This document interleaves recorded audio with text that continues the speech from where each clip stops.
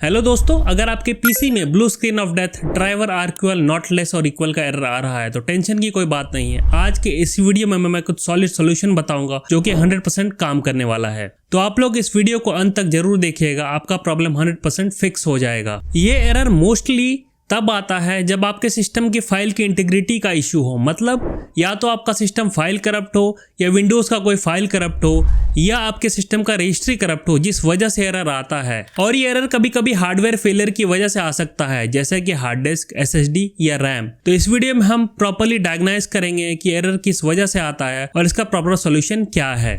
अब इस केस में दो सिनेरियो हो सकते हैं। पहला सिनेरियो ये है कि आप अपने पीसी में लॉगिन नहीं कर पा रहे हो। दूसरा सिनेरियो ये है कि आप अपने पीसी में लॉगिन तो कर रहे हो लेकिन कुछ टाइम यूज करने के बाद आपका पीसी रीस्टार्ट हो जा रहा है। अगर आप अपने पीसी में लॉगिन कर पा रहे हो और अगर आपके पीसी में एरर सिस्टम फाइल की वजह से आ रहा है तो आप एक काम कर सकते हो, आप कमांड प्रॉम्प्ट में जाके फाइल को रिपेयर कर सकते हो। रिपेयर करने के लिए आपको कमांड प्रॉम्प्ट ओपन करना है एज ए एडमिन। वहां पे आपको पहला कमांड चलाना है DISM का और उसके बाद दूसरा कमांड चलाना है SFC का। ये दोनों कमांड चलाने के बाद अपने पीसी को रीस्टार्ट कर लेना है। इससे आपकी प्रॉब्लम सॉल्व हो जाएगी। रीस्टार्ट करने के बाद अगर फिर भी एरर आ रहा है तो आपको अपने पीसी में जो सर्विसेज है उसको डिसेबल करना है। तो डिसेबल करने के लिए आपको रन कमांड ओपन करना है। वहां पे आपको टाइप करना है msconfig। उसके बाद जब msconfig ओपन हो जाएगा वहां पे आपको सर्विसेज में जाना है। वहां पे बॉटम में आप देखोगे डिसेबल ऑल माइक्रोसॉफ्ट सर्विसेज, उस पे क्लिक कर देना है। ये सारे सर्विसेज को डिसेबल करके सिस्टम को रीस्टार्ट करना है। कभी कभी क्या होता है, कुछ ऐसे सर्विसेज बैकग्राउंड में रन कर रहे होते हैं जिसकी वजह से प्रॉब्लम आ सकता है। अब सिस्टम फाइल इंटीग्रिटी में क्या होता है,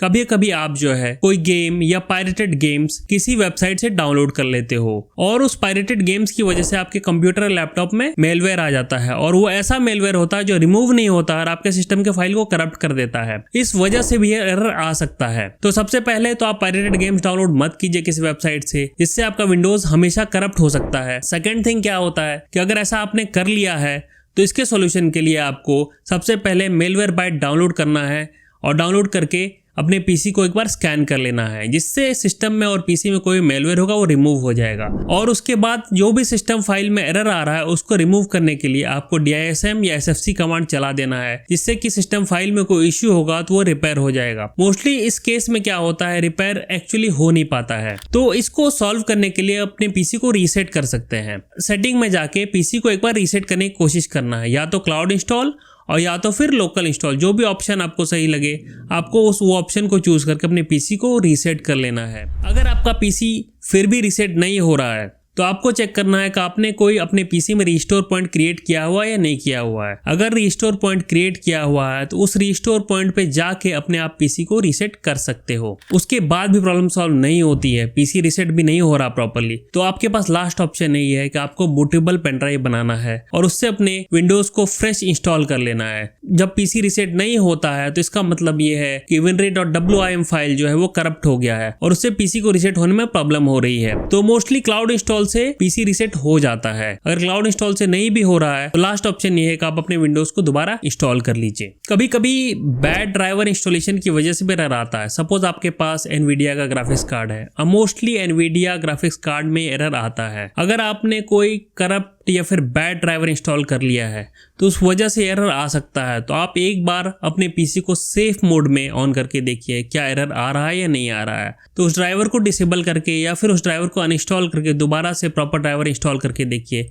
हो सकता है उससे आपकी प्रॉब्लम सॉल्व हो जाए। कभी कभी एरर हार्डवेयर फेलियर की वजह से भी आता है। सबसे पहले आपको चेक करना है कि आपके पीसी में कोई रैम का फॉल्ट तो नहीं है। तो आप क्या कर सकते हो, आप पीसी में एक बार रैम के स्लॉट से रैम को ओपन करके दोबारा लगा के देख सकते हो सकता है कि इससे प्रॉब्लम सॉल्व हो जाए।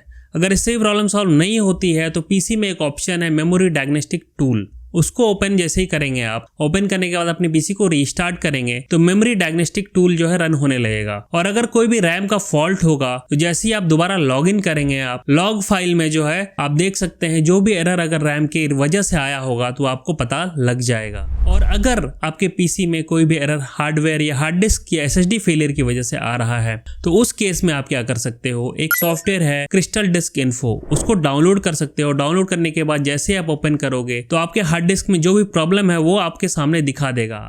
कमांड प्रॉम्प्ट से भी आप अपने हार्डवेयर डायग्नोस्टिक टूल को रन कर सकते हो। उसको रन करने के लिए आपको कमांड प्रॉम्प्ट ओपन कर लेना है एज ए एडमिन। वहां पे आपको एक कमांड चला देना है और ये कमांड चलाते ही आपके सामने आपके हार्डवेयर का जो भी अगर कोई फॉल्ट भी है तो वो आपके सामने शो कर देगा। अब दूसरे सिनेरियो में क्या है कि अगर आपका पीसी लॉगिन नहीं हो रहा है तो उस केस में आप क्या कर सकते हो।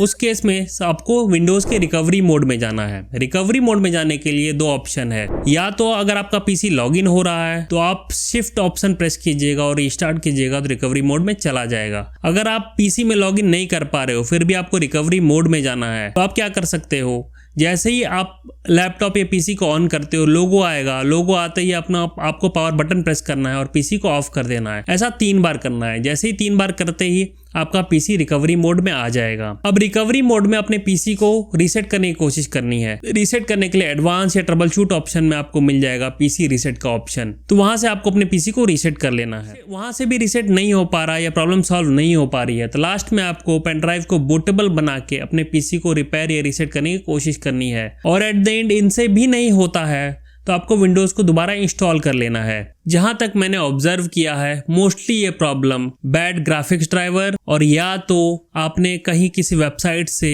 कोई गलत गेम डाउनलोड किया है या पायरेटेड गेम डाउनलोड किया है और उस गेम के साथ आपके पीसी में कोई गलत सॉफ्टवेयर या मेलवेयर इंस्टॉल हो गया है। ज्यादातर एरर ये गलत गेम या पायरेटेड गेम डाउनलोड करने की वजह से आता है, जिस वजह से लोग इस blue screen of death error को फेस करते हैं। होप सो इन मेथड को फॉलो करने के बाद आपकी प्रॉब्लम सॉल्व हो गई होगी। अगर फिर भी कोई क्वेरी है तो आप हमें कमेंट्स में पूछ सकते हैं, मैं कोशिश करूंगा उसको सॉल्व करने के लिए। अगर आपको ये वीडियो अच्छा लगा तो इस वीडियो को लाइक कीजिए, इस वीडियो को अपने दोस्तों में भी शेयर कीजिए और इस चैनल को सब्सक्राइब कीजिए। तब तक के लिए जय हिंद।